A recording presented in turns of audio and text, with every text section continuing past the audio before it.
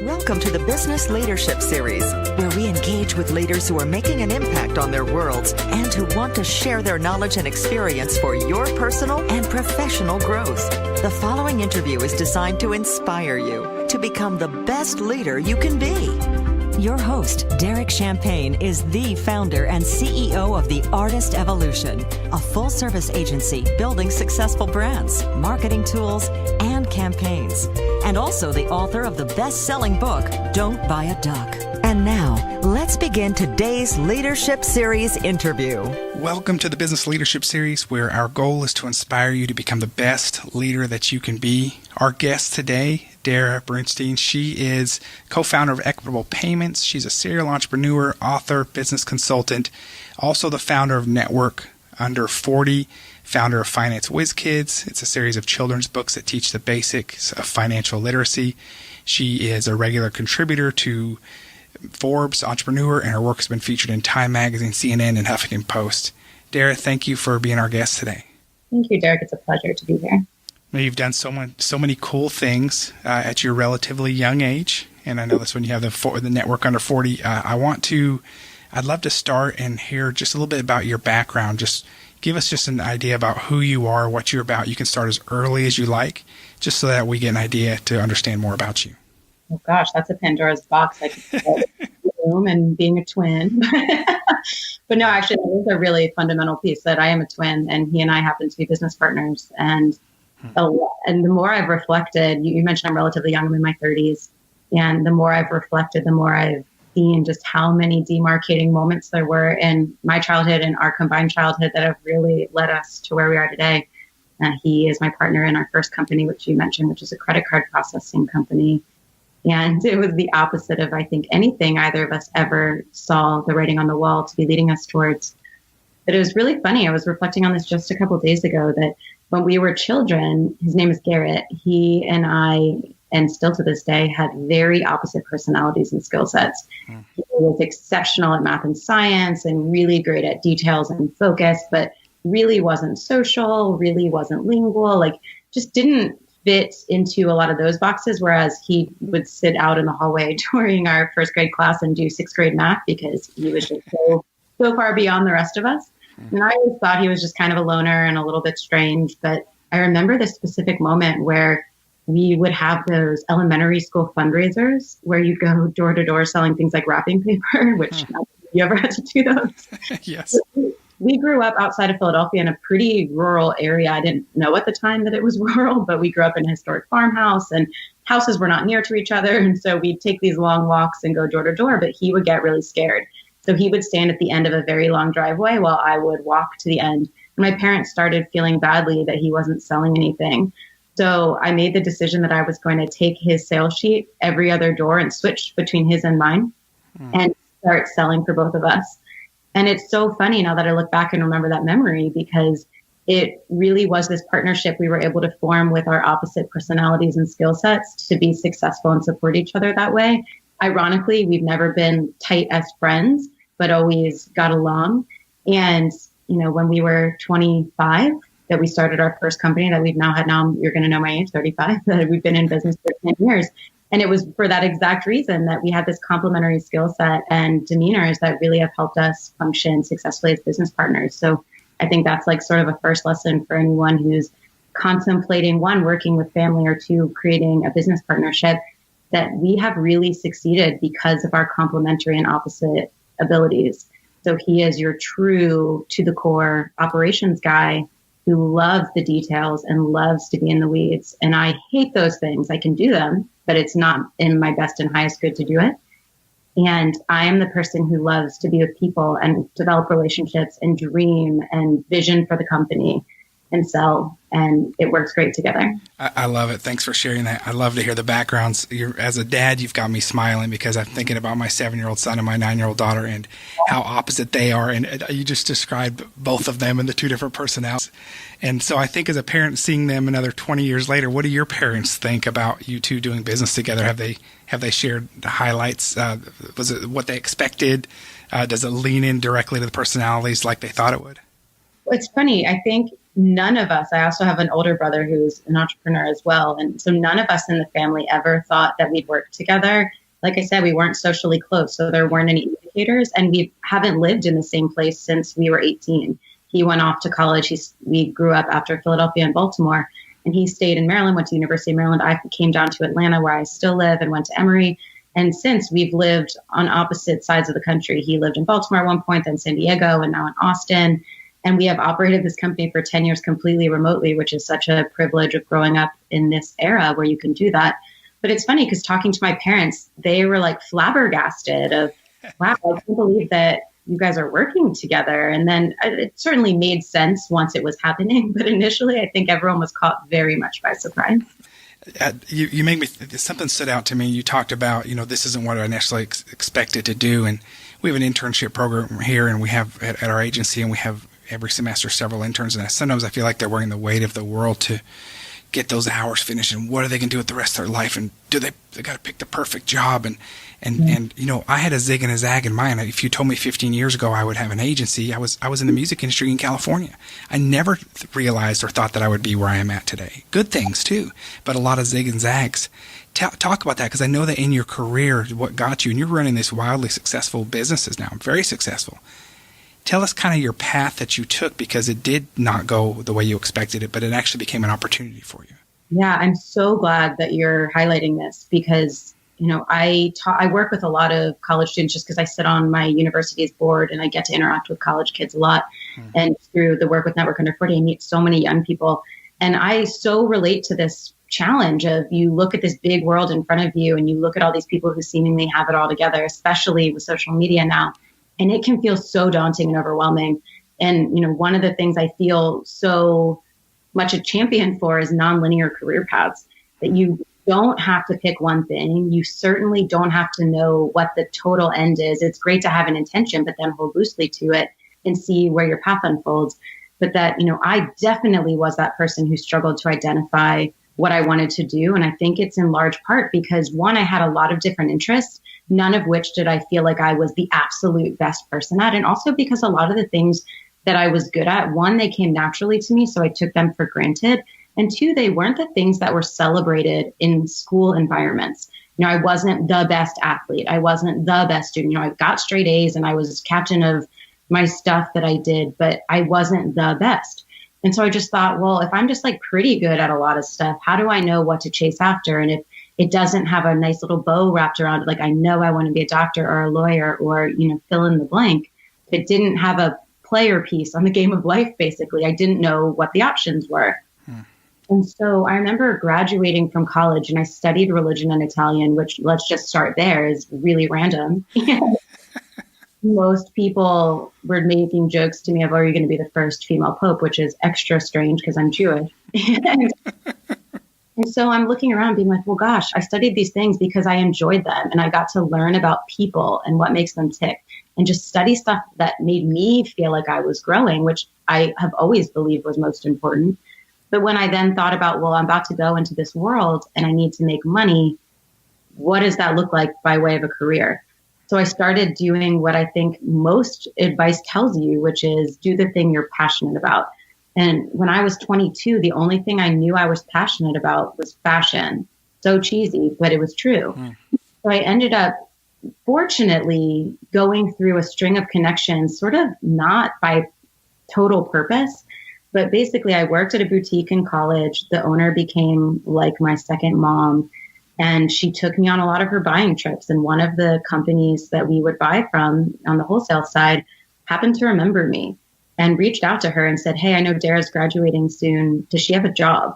And I was so fortunate that all these things came together. But I think that's exactly like you were alluding to, what happens in life, that you do your best, you put yourself out there. You don't have to always understand where the dots are going to connect, but you follow the current and let that take you a bit, with some intention, of course. And I said yes, because I thought, okay, they offered me a job selling a wholesale jean brand in the Southeast. So I got to stay in Atlanta. I got to work kind of independently. I got to be on the road a lot. So I thought, two things I love: travel and three, travel, people, and fashion. But the fast forward Cliff Notes here is I spent about 18 months doing it. And within my first 12 months, I hit a 3-year sales goal actually it was 10 months. So it was $1 million they wanted me to sell in 3 years, hit it. Then I spent the next, 9 or so months just feeling like I had completely maxed out what I was doing there and wasn't learning or growing. And there were a lot of other issues. And I realized this thing that I thought I really loved, fashion, it was actually getting ruined by this work experience because I was on the road in my car by myself in sub-tier cities, in 2-star walk-up motels and hotels, eating at Carrabba's alone. And like, it just wasn't this glamour experience as a 22, 23-year-old in the fashion industry. And I just kind of had this awakening moment of, oh my gosh, just because the job title is sexy or because it's this thing that I'm passionate about doesn't mean I should do it for a living and get paid to do it. And I realized that. And you also mentioned that I had a couple of moments that at the time seemed really crappy, but then turned into these really silver lining situations where I lost that job because the company went under, and I lost it, 3 months after I bought my first house at the age of 23 because I had a restraining order against my landlord and I was afraid to have another one. And so then I have this real adult moment of, whoa, you're 23, you have a mortgage and you don't have an income.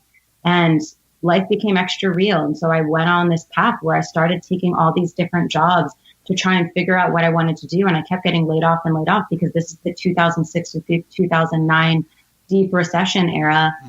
And I started to recognize that this tale I had been told of get a job, everything will be stable and good, happily ever after, just wasn't true for me. And that the thing I always knew I wanted, which was to go out on my own and start something, but I had been told, hey, you're an entitled millennial, that's just you being impatient, wasn't actually true. And I needed to start asking more questions. I needed to start paving my own path on my terms. And so, you shared a bit about what I've done. And so anyone who heard that probably was like, whoa, why is her stuff all over the map? And it's because I've been unafraid of what people think. I've been more interested in what do people need and how do I have skills to fill those gaps. And when I have the ability to do that, I am very good at creating capacity instead of using the excuse of I'm too busy, and finding ways to delegate and build teams to support that which I've already created, to enable me to go out and do more things. So I'm learning and growing, that I'm helping and creating solutions for problems that people have that I have an ability to help with. And then thus not being afraid of what often becomes the sort of Achilles heel for me is that question of what do you do? Because, I think so often that comes down to people wanting to know how to contextualize you really quickly. And when you're someone in a position like I am, where you're you're this multifaceted career or your multi-hyphenate career, can be complicated and confusing. But I've come to terms with being okay with that because the underpinning thing for me is the connection piece, that I know that I'm on this planet to connect people to better advance their goals. And it's to connect them to other people and connect them to the resources that will get them there faster. And that each of my businesses does that in different ways. And so I understand the through line, but it took me a long time to understand that that was a gift or a skill that I had. And it took me paying attention to cues that other people were telling me to see it.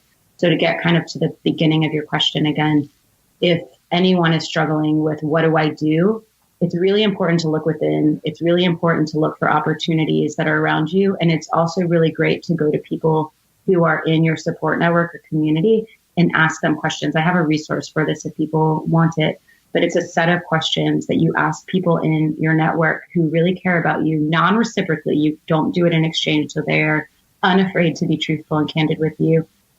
Certain questions like, when do you see me at my best? When am I at my lowest? What's something you know about me that I don't know about myself? What's one wish you have for me? And so on. And you look for patterns, because sometimes it's things like this connection skill that I had that I totally took for granted that I didn't understand until people around me mirrored it back to me and said, you are best at this. And it's a skill that we don't have, but you've always had it, so you don't understand that it's a skill. I think that's great. And I want to talk more about those questions. I've done some exercises not quite like that, but yours sounds all positive. I did one time where I said, what's something about me that might be holding me back? And 30 people that didn't know each other from around my world and around my life said the same things. And it was a real earth shattering for me to see myself in a different way. my blind spots, but the positive one is great too. And I remember doing a kind of like a duct tape session thing at a Nashville event with a bunch of entrepreneurs, and I wasn't allowed to talk, but they thought of it as a negative, and they were saying, Derek, you're intense, and you have this intensity about you, and they just kind of described me, and I said, but you're describing who I am. And I went through and I really tried to reflect, and I came back and thought, man, that is one of my superpowers. It's why I'm doing the things I'm doing, and I love that you're bringing that up, and also finding people who are willing to share with you and help you and see you in a different way than you can see yourself and see your strengths is a big deal, especially when you're trying to figure out what am I good at. And something else that is really interesting to me, you talk about, I don't want to get stuck on failure, but I think it's interesting that you had some quote unquote failures, or you hit some caps early on or got laid off. And this is me speaking maybe out of line, but I feel like that helped you early on. Yeah, totally. Because you got the stinger. Because I've got so many scars. I say I have so many scars, and I look at them. I go, oh, I remember when that happened. That's why I don't do that anymore, or that's why that happened. And I share often that your curiosity, your unwavering, insatiable curiosity for figuring out and exploring life and what's possible, has to be greater than or equal than your fear of failure. Yeah, I love that. I actually use the title Chief Curiosity Officer as my title in the company. I love that. If you look at life from the lens of curiosity, it will never be dull. There'll always be gratitude. There'll always be learning. And also, this is going to sound name droppy, Deepak Chopra and I have a video series together that we do every week. And one of the things I have learned from him, of the many, is if you can embrace uncertainty, then you kind of win at life. And that's because really we're always trying to create certainty and control that doesn't actually exist. So in situations like all those layoffs that I had, or having the restraining order against my landlord, or I've had 2 embezzlements and 1 whale client leave in the first few years of my first company that put us back almost at zero 3 times in a row, where like most people would have quit. But where I really could have learned more back then is in that idea of not resisting those things that I can't control, and finding what the gratitude is in them, or finding what the lesson is, or looking for the gift in that and thinking, what can I learn from this? What can I do better in the future? And now I see it. But at the time, I created so much internal strife and resistance and drama because I was trying so hard to make things be exactly how I wanted them to be when I wanted to be. And it's not perfect at that by any means. I'm certainly not enlightened. However, the more that I remind myself of that when something doesn't go the way that I had hoped it would, the quicker I can recalibrate and find a new door. Yeah, and I think that many of us are lucky now. I came from the old school as an entrepreneur where you held your cards close. You just didn't show them to people because that was your competitive advantage. And I love the collaboration that's happening over the past, I'm old. I'm definitely old now. I've been an entrepreneur for 20-something years. Yikes.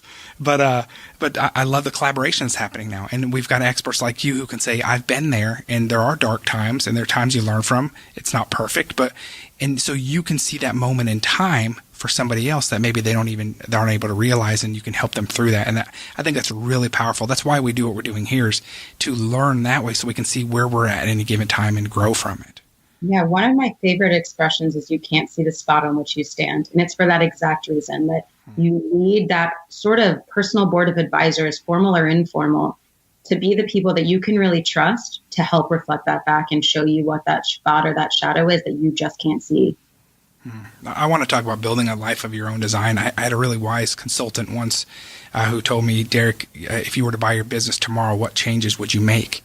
And I sat down, I wrote 8 pages of changes that I wasn't happy with about my business, and I'm the founder and CEO. Can you imagine that? And I was unhappy. So I started making those changes. That's so obvious, but I couldn't see it. And so when I talk with entrepreneurs and I hear them unhappy, I say, you built that. You built that company. What don't you like about it? So talk to me. You teach on building a life of your own design. Give us some more of the philosophy and some of the mindset behind that. Yeah, this is interesting because I, like everything else I've done, I didn't intend to start helping people through creating resources that would allow them to define success for themselves and design their lives more intentionally. But basically what happened was, after 10 years of being an entrepreneur, at that point, I built what I call 2.5 companies: the credit card processing company, the networking events company, and the book series is the half. That I realized the number one thing people were coming to me asking was, how do you live the life that you do? And what I realized they meant by that was they were watching me travel for pleasure 60% of the time, in a loving partnership while we're working wherever in the world we were, that I'm running companies, I'm chasing things that interest me, that I'm in rooms like TED and Davos and the UN, and I'm working with people like Deepak, and these things that just unfolded for me that I wasn't striving for necessarily. And I realized, you know what? A lot of people are unhappy, or they're feeling stuck, or they're feeling afraid, and they want more for their lives and they deserve more, but they don't really know how to get over those hurdles. And I also realized too that it was people at every stage of life, that people started coming to me when they were graduating from college, when they were realizing their first job was kind of, when they were getting married, getting divorced, when they were having their first child, when they were empty nesters, when they were getting retired. Like, all these different stages become these cues for people that, hey, I thought this was going to be this pinnacle moment. And I realized that when I chased when to be happy, that actually didn't pan out, and that I didn't feel the fulfillment and the happiness that I thought I would. So I wanted to start pulling together all the resources I had been collecting just simply as a student of it myself over the last decade plus.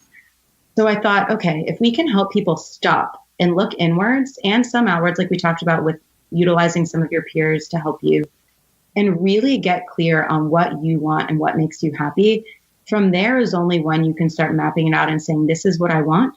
This is what that costs. This is how I create a business or a career that finances what that costs. And this is how I grow a community to support me and my goals to help open those doors. That's great. Thank you for sharing that. Tell us, we've got just a few more minutes. Tell me a little bit more about, you teach on networking and building relationships. Give us some more insight there, and tell us about your company that does that as well. So this is going to sound broken recordy, but it was similar circumstances where I think I was about 5 years out of college, and a friend moved back to Atlanta from law school, and she said, do you have any idea where I can go to meet people my age as friends without getting hit on, sold to, everyone being my parents' age or being in my industry? And I looked around. At this point, I had been in the networking community in my city for so long, building my credit card processing company. And I thought, there isn't a single place that I know of that offers that. And I said, as we've talked about, I'd love to connect people. Why don't I just start it for you? And our first event had 94 people. The energy was electric. And people said to me, please do this again. And so I said, okay, sure. Because again, I had an ability to do something and people had a need. And I thought, why not just help them? And I realized very quickly that people wanted more and more of it, and that it would be money, and then venues wanted us there, and then sponsors wanted to get on board, and then people in other cities wanted it. And suddenly I had a business. And I didn't intentionally create that, but I intentionally set that in motion from a place of sincerity and authenticity to help people. And it's been an incredible space. We've had over 30,000 people participate in all the different cities. We now also teach other people how to create their own through an online course that we created. Because I so deeply believe, as I know you do as well, Derek, in the power of your community and how incredible it is to be the person who can connect people and help them set off into bigger and better things by working together. And that takes a really specific vantage point and an intentionality to be able to be looking for those cues to say, oh, Derek has this need and this person can help them. Let me put them together. So it's been really beautiful to see that in a really curated space like that, where the entire intention is friendship first, business second. It's about who you are, not just what you do, and allowing people to spark those relationships. I really like that. I'm going to mess this up, but I saw something on LinkedIn this morning that there was some kind of visual that, marketing or sales is like a brutal battle, and it showed like this gruesome picture of people fighting with swords. And I thought, no, that's not supposed to be like that at all. That's the opposite of how I do it. And I'm in marketing, and it really is about building relationships and connecting others at the highest level and with the purest level, with people to people and the right intent, and that is so much more powerful. And not that there's not competitive advantage and all those things. I get it.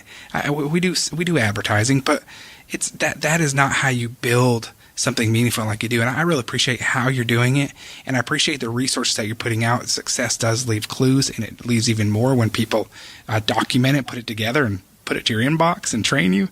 That's even better. So do you mind sharing? You put some freebies together for us, and I'd like to get this. I'd like to get any final words of wisdom that you have for us that you want to share, and then share with us some of the resources that you have that our listeners can go to. Yeah, well, one of the things you're saying I think is really important to highlight, which is this scarcity mindset versus an abundance mentality. That when people are looking at it as, if I don't get mine and they get it, then there's not enough. It just doesn't work that way. And if your listeners haven't already been told the gospel of Adam Grant, then go get his book, Give and Take, because it'll give you evidence to my anecdote that givers win in this world, and that he put studies to demonstrate why that's the truth. And asterisks, givers win when they're not martyrs. That we still need to ask, we still need to be supported, we still need to do for ourselves, but it's not about you do for me, I do for you, reciprocity. It's not about winner takes all, just about me. It's about how do I look out for your best interest? And so with that, I'll just mention really briefly, there's a challenge that I have challenged my network to do, and we're empowering 1 million people to do this, called the Give It Forward Challenge, where once a day for 30 days, you commit to going out proactively and seeking to be of service to someone in some way with no strings attached. It could be making an introduction, it could be listening, it could be whatever they need. The caveat being you don't promise to deliver because you're not a magic fairy, but you promise to try. And with that, it really helps, I think, reframe for people how much joy you get when you're looking out for other people and how much you really have to offer that you're probably not recognizing, and how much it really deepens your relationships when you go out and proactively do this. So to the freebies. Great advice. Givers win when they're not martyrs. I love that. Yeah. And so on my website, I've got a number of free resources that I welcome everyone to grab. It's just darrah.co, darrah.co. Number one, I have a masterclass with Deepak Chopra and myself that's on living a more meaningful life that also has a guided meditation. Two, this one's been downloaded about 1.2 million times. It's super great because it helps people really get to know people more deeply. It's called the 55 Best Questions to Ask to Break the Ice and Really Get to Know Someone. It helps break away from that dreaded what do you do question and helps make people feel really known and seen and not just transacted with. Additionally, there is one called It No One Tells You About Starting a Business, which I think is really critical so that people don't feel alone and they know that just because there's challenges and struggles doesn't mean you don't keep going, but that there will be, and I'm with you. And then lastly, there's one called the 6 Best Steps for More Effective Goal Planning that really helps you break down to understand how to vision and move forward. Awesome resources, Darrah. Thank you so much. Any final thoughts you want to share with us? No, just thank you. I really appreciate everyone. Thanks for having me. Happy to have you. Go to darrah.co, darrah.co. We'll put the links in our show notes. Darrah, thank you so much for being our guest. Thank you for sharing your wisdom, and I look forward to seeing the next great things that your curiosity takes you to. And thanks again. Thank you, Darrah. You've been listening to the Business Leadership Series, where we engage with leaders who are making an impact on their worlds and who want to share their knowledge and experience for your personal and professional growth. This interview was designed to inspire you to become the best leader you can be.